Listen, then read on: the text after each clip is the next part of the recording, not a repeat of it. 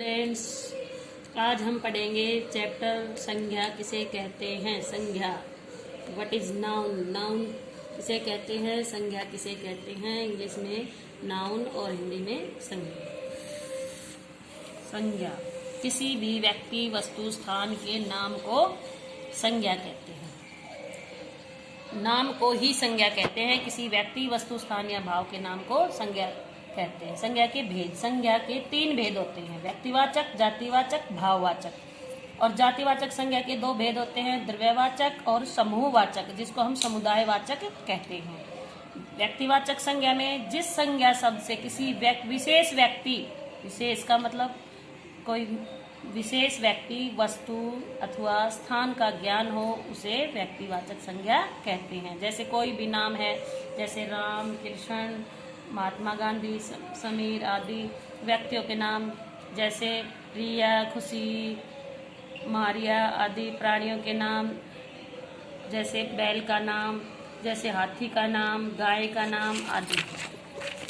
अच्छा, इसी तरह वस्तुओं के नाम, तलवार, बोर्ड, डस्टर, चौक। स्थानों के नाम जैसे टाकड़ी और रेवाड़ी, इंग्लैंड आदि। जातिवाचक संज्ञा वे संज्ञा जो किसी संपूर्ण जाति का बोध कराए, मतलब पूरी जाति का बोध कराए। नदी आ गई हैं जिसमें सारी नदी हैं, सभी नदी हैं, सभी नदियों का बोध होता है। पर्वत, उसमें सभी पर्वतों का बोध होता है। फल, जिसमें सभी, चाहे आम हो, केला हो, पपीता हो, कोई भी हो, उसको जातिवाचक संज्ञा के अंदर लेंगे।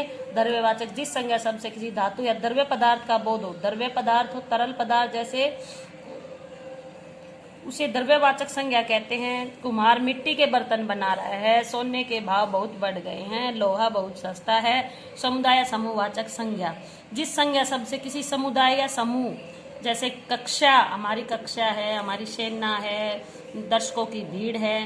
तो भाववाचक संज्ञा जिन संज्ञा शब्दों से किसी व्यक्ति, वस्तु के गुण, धर्म, दोष, अवस्था, स्वभाव एवं स्थिति का बोध हो, उन्हें भाववाचक संज्ञा कहते हैं। जैसे राम और श्याम में अटूट मित्रता है, माँ की ममता का कोई मूल्य नहीं, ये भाव है। व्यक्तिवाचक संज्ञा जातिवाचक संज्ञा के रूप में कैसे होती है। जैसे व्यक्तिवाचक संज्ञा जब किसी व्यक्ति विशेष के गुणों को प्रकट करती है, वह जातिवाचक बन जाती है। जैसे किसी व्यक्ति कोई विशेष, जैसे तुम तो बिल्कुल हिटलर हो, जैसे हम किसी को बोल देते हैं ना, जो कोई ज्यादा कानून लगाता है उसको हम बोलते हैं तुम तो बिल्कुल हिटलर हो। आज घर में रावण बसा है, मतलब आज घर घर में रावण बसा है। कैसे, जैसे आतंक हो रहा है, जैसे कोई ज़्यादा घर में तनाव या कोई ऐसा हो रहा है कि भाई रावण का नाम लेते हैं, तो विशेष हो गया ये। इसलिए हम इसको व्यक्तिवाचक संज्ञा जब किसी व्यक्ति के विशेष गुणों को प्रकट करती है, तो हम उसको जातिवाचक बना देते हैं। जातिवाचक संज्ञा व्यक्तिवाचक संज्ञा के रूप में प्रयोग। जातिवाचक संज्ञा जब किसी जाति का बोध करवाकर किसी एक विशेष व्यक्ति, वस्तु या स्थान का बोध कराए, तो वह व्यक्तिवाचक संज्ञा बन जाती है। जैसे गांधी जी अहिंसा के पुजारी थे। नेताजी ने कहा, अब यहाँ गांधी जी और नेताजी ने कहा, नेताजी हो गए, तो तुम मुझे खून दो, मैं तुम्हें आजादी दूंगा। क्या कहा ये। अच्छा, भाववाचक संज्ञा का जातिवाचक संज्ञा के रूप में कैसे प्रयोग होता है।